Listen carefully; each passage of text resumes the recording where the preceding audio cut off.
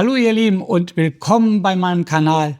Heute gibt es was ganz Besonderes und zwar habt ihr mir einige Fragen zugeschickt zu dem Tuk-Tuk Roadtrip in Sri Lanka. Die möchte ich natürlich gerne beantworten und die folgen auch gleich. Zusätzlich sind mir so 2, 3 Hacks aufgefallen, die mir auf der Reise im Tuk-Tuk auf der Fahrt das Leben etwas leichter gemacht haben. Oder ist vielleicht auch für den einen oder anderen ein kleiner Tipp, wenn ihr losfahrt. Also bleibt dran, jetzt kommen eure Fragen. Ein Ticket in die Freiheit, das ist alles, was ich brauch. Von Asien bis Afrika, Amerika und Europa. Mit jedem Schritt ein neues Abenteuer, das mich lockt. Durch grüne Oasen Asiens und über die schneebedeckten Gipfel der Alpen auf Roadtrips ohne Ziel entdecke ich die Welt. Weltenbummler, das ist mein Leben, mit Herz und Seele, jeden Tag aufs Neue, mit Bus, Bahn und Tuk-Tuk. Dann komme ich doch jetzt zu euren Fragen und los geht's einfach. So, Wolfgang via Instagram schrieb mir: Hallo Jens, wie bist du auf die Idee gekommen, mit dem Tuk-Tuk Sri Lanka zu erkunden? Wie bin ich drauf gekommen? Das ist so eine kleine Mischung aus meiner Weltreise und was ich auch bei YouTube gesehen habe. Ja, während meiner Weltreise habe ich einfach Indien besucht und fand das irgendwie interessant, mit dem Tuk-Tuk rumzufahren. Oder ich habe mir gedacht, jetzt so ein Tuk-Tuk zu haben, durch das Land zu fahren, da bist du so ein bisschen näher bei den Leuten, bist direkt in dem Land dabei und ist ein bisschen langsamer alles. So im Laufe der Jahre hat sich so ein bisschen herausgestellt, vielleicht ist es doch sehr anstrengend in Indien, mit den Indern das zu machen. Und dann habe ich bei YouTube gesehen, dass einer mit einem Tuk-Tuk da durchgefahren ist und hat sich das gemietet. Und habe ich gedacht, das ist doch eigentlich ideal. Ich miete mir einen Tuk-Tuk und fahre dann einfach mal einen Monat durch Sri Lanka und hab halt Indien Light. Ja, Sri Lanka ist Indien Light und daher machst du einfach mal das und ich glaube, das ist auch cool. Und so bin ich auf die Idee gekommen, mit dem Tuk-Tuk Sri Lanka zu erkunden. Na, dann geht's weiter. Stefan via Facebook: Was war der Vorteil deiner Meinung nach, mit dem Tuk-Tuk loszufahren? Was war der Vorteil? Also ich bin ja ein typischer Backpacker, Rucksack auf, öffentliche Verkehrsmittel, Zug, Bus, was so geht und dann einfach los. Und das funktioniert auch immer super. Das würde in Sri Lanka auch super funktionieren, denn es gibt gute Busverbindungen, es gibt gute Zugverbindungen, alles für einen schmalen Taler, also es kostet nicht viel Geld. Wahrscheinlich ist die Variante mit dem Tuk-Tuk vielleicht sogar etwas teurer. Aber was das Tuk-Tuk so einen Vorteil hat, denn ich kann zu dem Zeitpunkt, wann ich möchte, losfahren, ich kann dann dorthin fahren, wo ich möchte, ich kann an diesen Tempel, ich kann an diese Sehenswürdigkeit, ich bin total frei. Und das ist natürlich eine wirklich schöne Sache und das für relativ wenig Geld. Und was ich sagen muss, ja, ich fand es einfach wunderbar, durch die Gegend zu fahren und einfach auch die Landschaft so zu genießen, denn es entschleunigt ja etwas, denn so schnell ist das Tuk-Tuk nicht. Was man natürlich sagen muss, wer mit öffentlichen Verkehrsmitteln unterwegs ist, der kann auch immer wieder über so eine App, die heißt, glaube ich, PickMe, immer so Tuk-Tuk bestellen. Das ist praktisch wie der Uber für Autos, ist das halt der Uber für Tuk-Tuks. Ist halt auch einfach, funktioniert auch super gut. Allerdings ist es so, wenn du jetzt von deinem Hostel oder deiner Unterkunft zu einer Sehenswürdigkeit etwas außerhalb fährst, das wirst du auch bekommen, da wird dich jemand fahren. Die Frage ist, wenn da nicht viel los ist, ob du dann wieder zurückkommst oder ob du schnell wieder zurückkommst. Also das ist das Einzige. Ich fand das halt mit dem Tuk-Tuk super ideal, denn ich habe einfach hinten auf die Rücksitzbank mein Gepäck getan und bin losgefahren, wann ich wollte und wie ich wollte. Und das fand ich super gut und ich würde es auch wieder so machen. Ich fand, ja, wenn ich das so sehe, das Tuk-Tuk das perfekte Fortbewegungsmittel zum Bereisen des Landes war. Also ich würde es wieder so machen. Ja, nächste Frage. Jessica via Instagram: Hallo Jens, wie teuer ist so ein Tuk-Tuk? Wie teuer ist es? Es gibt verschiedene Arten von Tuk-Tuk. Also ich hatte so ein Ideal-Standard-Tuk-Tuk. Das beginnt ab $14, geht aber in der Saison, glaube ich, bis $18 oder $20 pro Tag hoch. Da müsst ihr einfach mal auf der Webseite schauen, eure Reisetage eingeben, wann ihr fahren wollt. Ich habe im Mai $16 pro Tag bezahlen müssen und das war auch voll und ganz okay. Dann gibt es heutzutage auch schon E-Tuk-Tuks, die mit Batterie fahren oder Cabriolet-Tuk-Tuks oder du hast irgendwelche Anbauten, dass du dein Surfbrett mitnehmen kannst. Dann ist das Tuk-Tuk etwas teurer. Dazu musst du aber auch einfach mal auf die Webseite bei denen gehen und ich verlinke die mal unten in der Videobeschreibung und da musst du einfach mal schauen. Also ab $14 aufwärts. Ich würde mal sagen, im Durchschnitt sollte man zwischen 16 und 18 kalkulieren und dann bist du eigentlich auf der halbwegs richtigen Seite oder sicheren Seite. Ja, dann komme ich gerade zur nächsten Frage. Hermann via Facebook. Er hat auch 3 Fragen auf einmal zugesagt. Einmal, wie sind die Straßenverhältnisse? Wie schnell fährt das Tuk-Tuk? Könnte man auch darin schlafen? Fange ich mal mit der ersten an. Wie sind die Straßenverhältnisse? Die Straßenverhältnisse sind recht gut, denn man muss sagen, die Hauptstraßen, die von Stadt zu Stadt gehen, die sind sehr gut. Ab und an haben die mal so ein paar Passagen drin, 1 Kilometer oder 3 Kilometer, wo es nicht so gut ist. Da fährt man einfach langsamer. Wir hatten noch einige Schlaglöcher. In der Regel ist es aber so, dass diese Straßen sehr gut sind.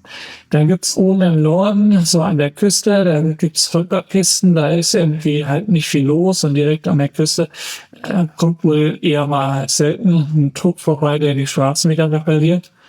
Und in den Städten ist es auch manchmal so, dass auch wirklich sehr schlaglochlastig.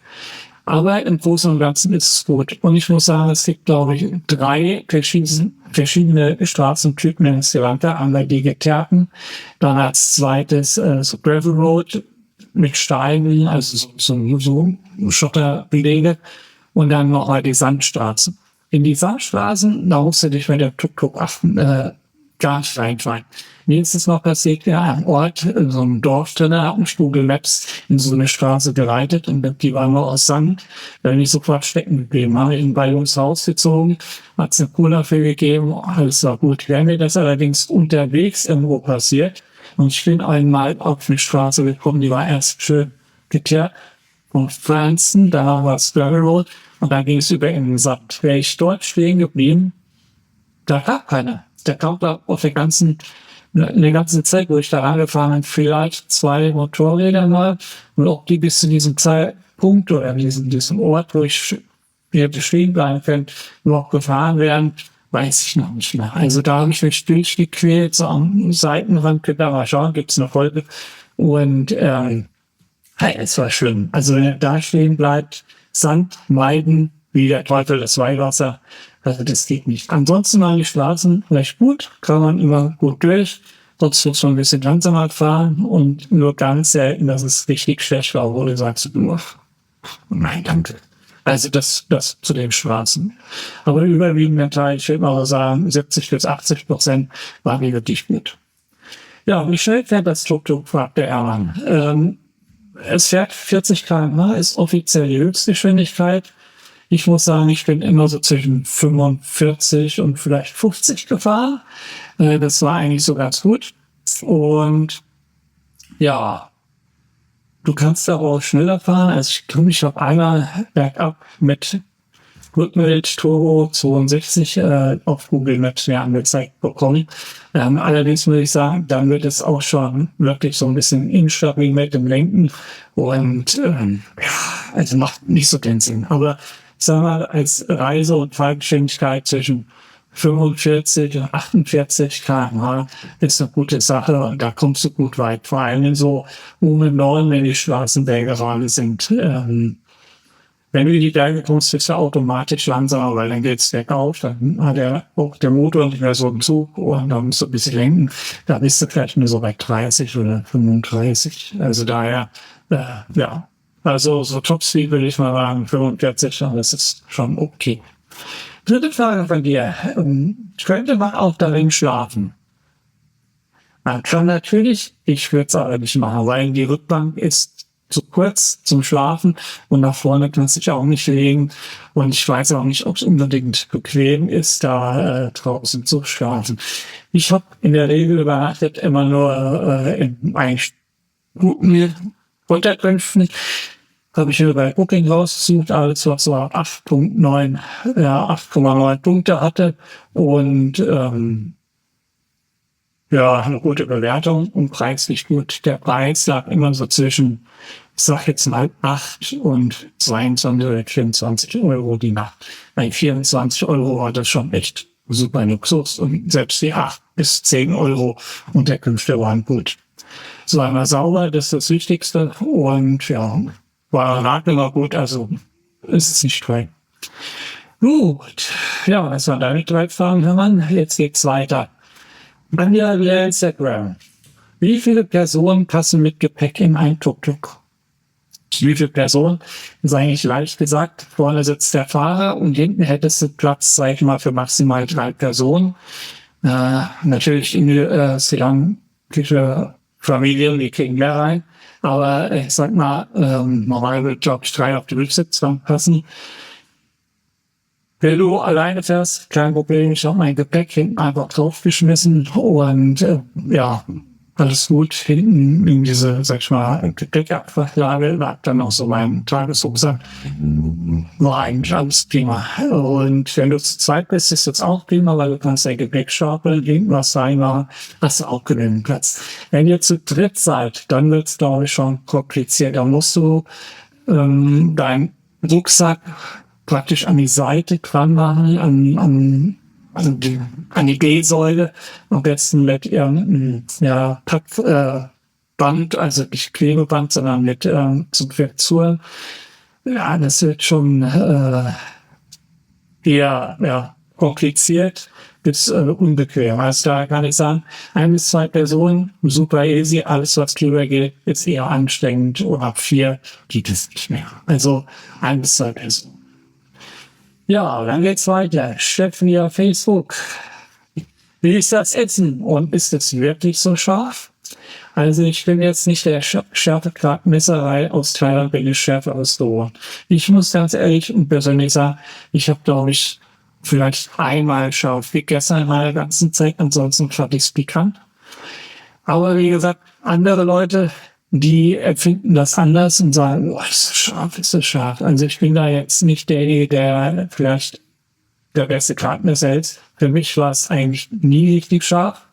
Und was mir aufgefallen ist, sie haben auch immer gefragt, möchten Sie scharf oder nicht? Also sie fragten in den Restaurants, scharf oder nicht. Dann kann man sagen, nicht scharf.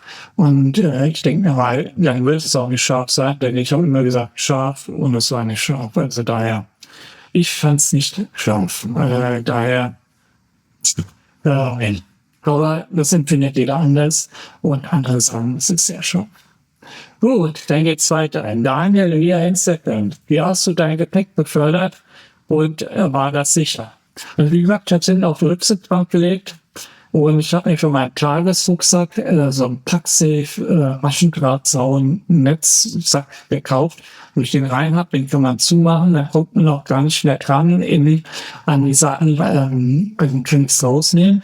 Da ist dann ein ganz langes Stahlseil dran, damit man das irgendwo befestigen kann. Das habe ich dann durch so eine Trägerlasche einfach von meiner Tasche dicht gemacht. Das Tuk-Tuk an irgendeinem Stahlrohr drumherum. Man konnte es nicht mehr rausheben. Somit war halt der Tagesrucksack gesichert, dass keiner den Laptop oder sowas rausnehmen kann. Und im Endeffekt war alles so ein bisschen angeschlossen.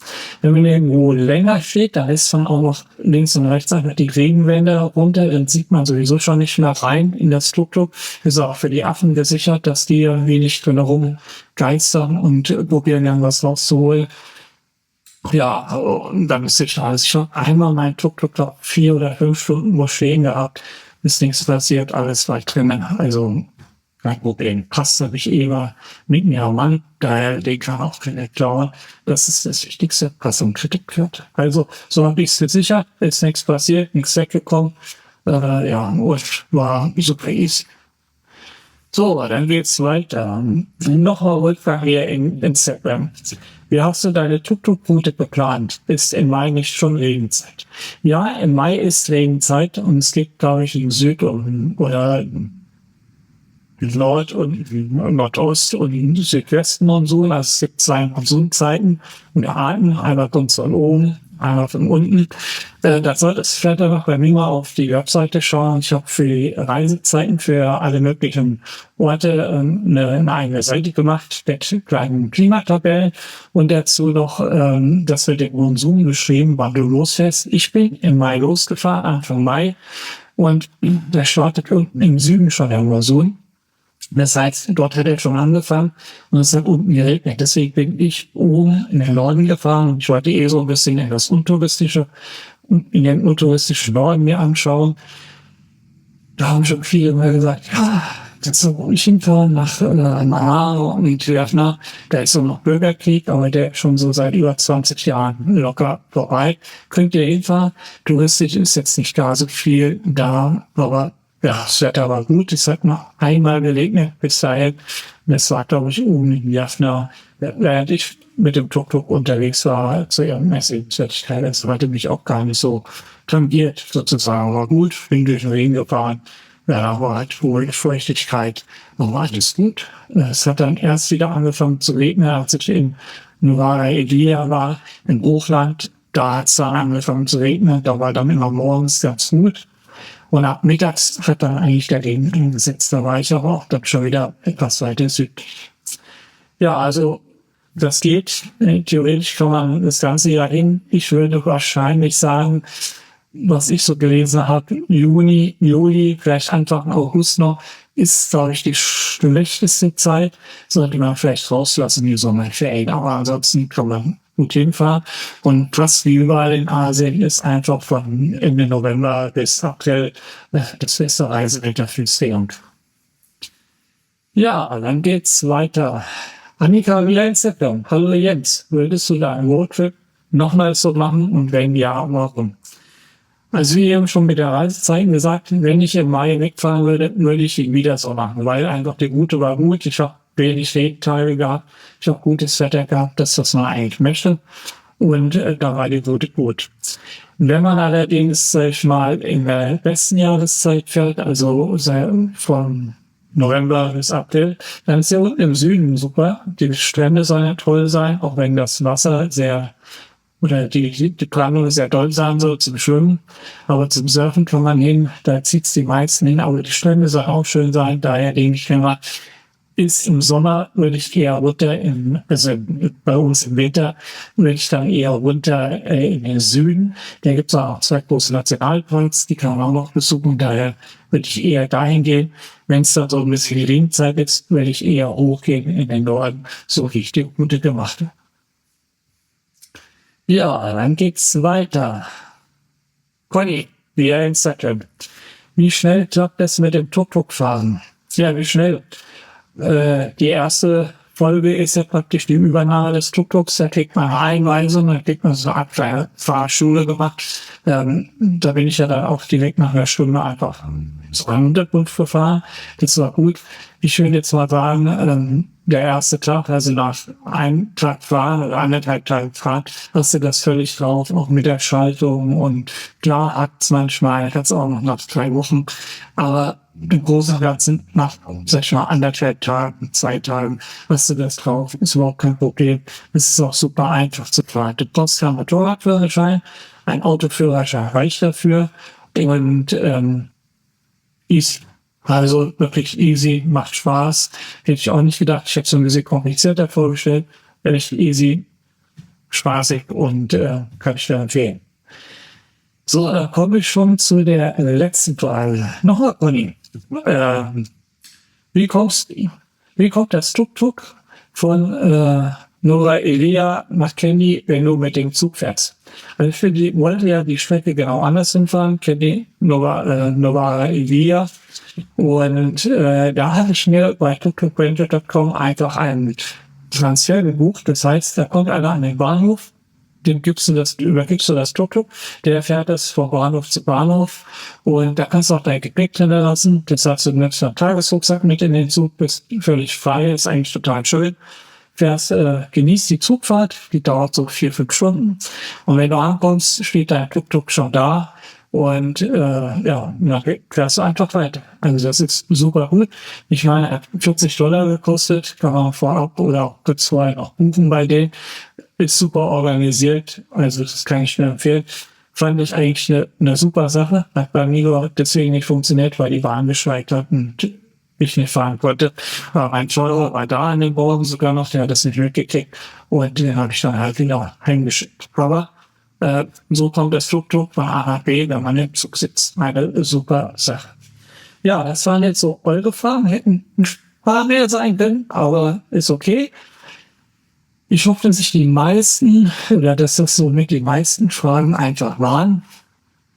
Und jetzt gehen wir einfach mal über so meine 3 kleinen Hacks, die ich habe, die mir aufgefallen sind beim Fahren, die wirklich vielleicht noch hilfreich sind für euch. So, da gibt's einmal hier die Baseball-Cup. Normal habe ich die ja auf, damit ich mir oben nicht in meinen Kopf verbrenne.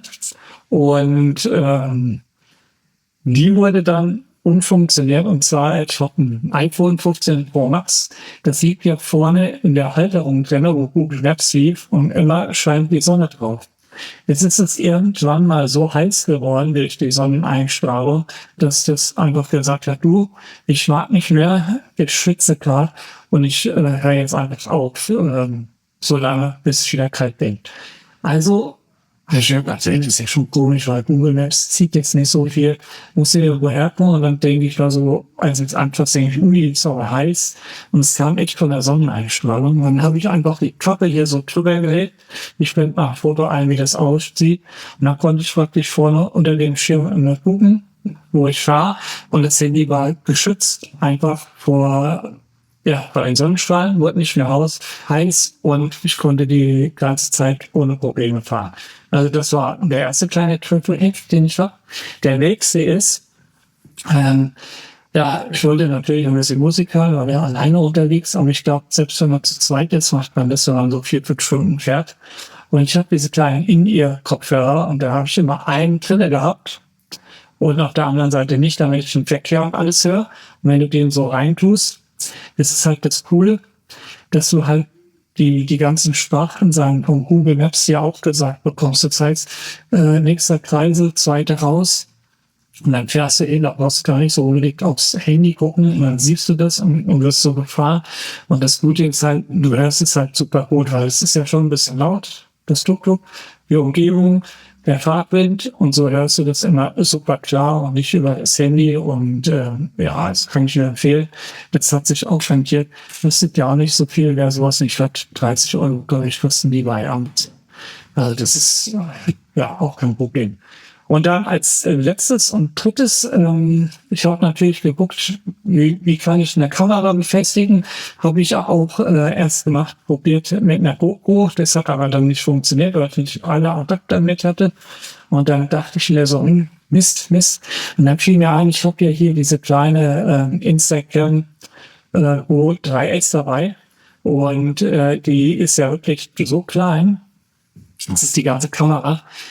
Und da gibt's ein kleines, lustiges Ding, das sieht so aus, wenn wir die klein machen. Und dann hat der das Tuk-Tuk als Dach, hat es ja so eine Art Stoffdach. Und das kann man hier direkt so reinklippen. Das ist eigentlich dafür gedacht, dass man das so hier an eine Baseballkappe dran macht. Ich habe das dann einfach unfunktioniert so dran gemacht. Und dann habe ich das einfach bescheuert, geht hier an und aus. Und dann habe ich das super filmen können. Also das war echt mega gut, einfach um die Videos zu machen, wenn man fährt. Also wer sowas sucht, dem kann ich das kleine Ding empfehlen. Weil ich habe das dann auch immer dran gelassen abends. Jetzt habe ich gar nicht wie diesen Adapter gemacht, nur die Kamera, um die Videos zu sichern, und das sieht auch keiner mit. Ja, das waren so diese 3 kleinen Hacks, die ich hatte. Und ich hoffe, es sind soweit alle Fragen beantwortet worden. Wenn du noch eine Frage hast, die jetzt nicht da war, weil du es noch nicht mitgekriegt hast, ist überhaupt kein Problem. Schreib sie mir unten in die Kommentare rein. beantworte ich dir gerne. Und dann hast du auch dein Wissen, was du benötigst, einfach, wenn du dir einen Tuk-Tuk mieten möchtest. Ich werde auch noch mal alles verlinken unten, von wo ich es gemietet habe und diese kleinen Sachen hier, sowie auch alle Blogposts und anderen Videos von dem Roadtrip findest du auch dort. Ich sag danke, dass du so lange zugeschaut hast und würde mich natürlich freuen, wenn dir das Video gefallen hat. Lass ein Like da und wenn auch nicht geschehen, abonniere den Kanal. Das würde mich sehr freuen und weiterbringen. Und ja, wenn du kein weiteres Video verpassen willst, einfach die Glocke drücken. Für mich steht's jetzt demnächst wieder nach Thailand und man wird dann, oder wird die Serie aber halt in Bangkok etwas fortgeführt. Und ja, dann sage ich danke und freue mich auf das nächste Video mit dir und wir sehen uns. Bis dann. Rucksack gepackt, Kamera bereit. Ein Ticket in die Freiheit, das ist alles, was ich brauch. Von Asien bis Afrika, Amerika und Europa. Mit jedem Schritt ein neues Abenteuer, das mich lockt. Durch grüne Oasen Asiens und über die schneebedeckten Gipfel der Alpen auf Roadtrips ohne Ziel entdecke ich die Welt. Weltenbummler, das ist mein Leben, mit Herz und Seele, jeden Tag aufs Neue, mit Bus, Bahn und Tuk-Tuk immer wieder neu erleben. Buy the ticket, take the ride, das ist mein Ding. Street Food, Local Life, das ist mein Ding. Mit kleinem Budget die Welt zu erobern, mein Ding. Durch Straßen, Cafés und Märkte schlendern, neue Kulturen entdecken, Freundschaften pflegen. Oh, oh, oh, oh, oh, oh, oh, oh, oh, oh. Durch grüne Oasen Asiens und über die schneebedeckten Gipfel der Alpen auf Roadtrips ohne Ziel entdecke ich die Welt, decke ich die Welt in Ohren. Das ist mein Leben, mein Ding. Mit Herz und Seele jeden Tag aufs Neue, mit Bus, Bahn und Tuk-Tuk immer wieder neu erleben. Buy the ticket, take the ride, das ist mein Ding. Street Food, Local Life, das ist mein Ding. Mit kleinem Budget die Welt zu erobern, mein Ding. Durch grüne Oasen Asiens und über die schneebedeckten Gipfel der Alpen auf Roadtrips ohne Ziel entdecke ich die Welt. Weltenbummler, das ist mein Leben, mit Herz und Seele, jeden Tag aufs Neue, mit Bus, Bahn und Tuk-Tuk immer wieder neu erleben. Buy the ticket, take the ride, das ist mein Ding. Street Food, Local Life, das ist mein Ding. Mit kleinem Budget die Welt zu erobern, mein Ding. Mit kleinem Budget die Welt zu erobern, mein Ding. Mit jedem Klick der Kamera ein Moment festgehalten. Auf YouTube teile ich meine Welt, damit ihr mitfahren könnt. Von der Ruhe der grünen Oasen Asiens bis zum Abenteuer auf den schneebedeckten Gipfeln der Alpen habe ich Höhen und Tiefen erlebt. Die Vielfalt der Welt, von Backpacker-Hütten bis zu Luxushotels, hat mich geprägt. Durch grüne Oasen Asiens und über die schneebedeckten Gipfel der Alpen auf Roadtrips ohne Ziel entdecke ich die Welt. Weltenbummler, das ist mein Leben, mit Herz und Seele, jeden Tag aufs Neue, mit Bus, Bahn und Tuk-Tuk immer wieder neu erleben. Buy the ticket, take the ride, das ist mein Ding. Street Food, Local Life, das ist mein Ding. Mit kleinem Budget die Welt zu erobern, mein Ding.